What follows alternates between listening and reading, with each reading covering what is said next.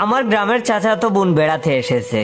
একা আসেনি, চাচা চাচিও এসেছেন। চাচাতো বোন শহর ঘুরে দেখতে চায়, আর সেই ঝামেলাপূর্ণ দায়িত্বটা এসে পড়েছে আমার উপর। তার নাম মঞ্জুরি। বিকেলে সবার তাগিদের ঠেলায় ঘুরতে বের হলাম। ভাবলাম শিশু পার্ক থেকে ঘুরিয়ে নিয়ে আসি। পার্কটা বাসার পাশেই, হেঁটে গেলে 5 মিনিট লাগে। যাওয়ার পথে ফুটপাতে একটা জুতার বেন পাওয়া গেল। মঞ্জুরি আবদার করেছে তাকে জুতা কিনে দিতে হবে।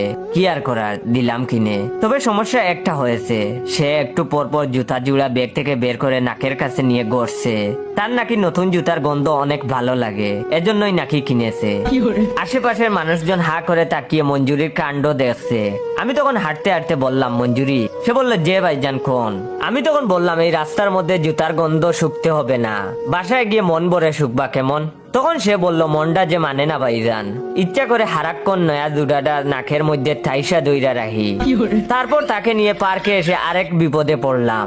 ছোট বাচ্চা কাচ্চাদের ঘুড়ায় চড়ার এরকম দুলনা আছে।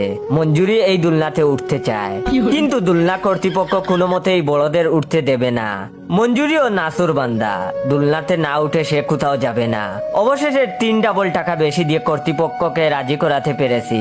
তার আবদার অনুযায়ী আমাকেও দুলনায় উঠতে হয়েছে। মঞ্জুরি আমার পিঠের দুলো জেড়ে দিচ্ছে আর বলছে, ভাইজান আপনি কেমতে দুলনা সিঁড়া পইড়া গেলাইন? আহারে ভাইজান, আপনার গেঞ্জিও তো একটু সিঁড়া গেল দেহি। তারপর আমরা পার্ক থেকে বেরিয়ে আসলাম। মঞ্জুরি পেছন পেছন আসছে আর ভাইজান ভাইজান বলে ডাকছে। আমি তখন দমকের সুরে বললাম, হপ মূর্খ মেয়ে, চুপচাপ আসো, একদম কথা বলবা না। সে তখন চুপচাপ বাধ্য মেয়ের মতো হাঁটছে আর জুতোর গন্ধ শুকছে। কিছুক্ষণ পর আস্তে আস্তে বলল, ভাইজান, ও ভাইজান। আমি তখন তার দিকে ফিরে তাকালাম। কি নিষ্পাপ চাহনি! মঞ্জুরির ভয় পাওয়া চেহারাটা দেখে রাগটা জট করেই কমে গেল। খানিক তখন হেসে উত্তর দিলাম, কি বলবি বল। সে তখন বলল, একটু আগে যে মুখ মাইয়া কইয়া দমক দিলেন, মুই কিন্তু মুখ না, ক্লাস 10-এ পড়েছি। আমি তখন বললাম, তাই নাকি? তাহলে মঞ্জুরি বানান করো তো। তারপর অনেকক্ষণ চেষ্টা করলো, কোনোভাবেই নিজের নাম বানান করতে পারছে না।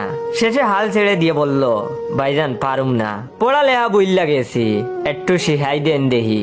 আমিও তখন মনে মনে চেষ্টা করলাম অনেকক্ষণ। তারপর উপায় না পেয়ে বললাম, বাসায় গিয়ে শেখাবো, ঠিক আছে?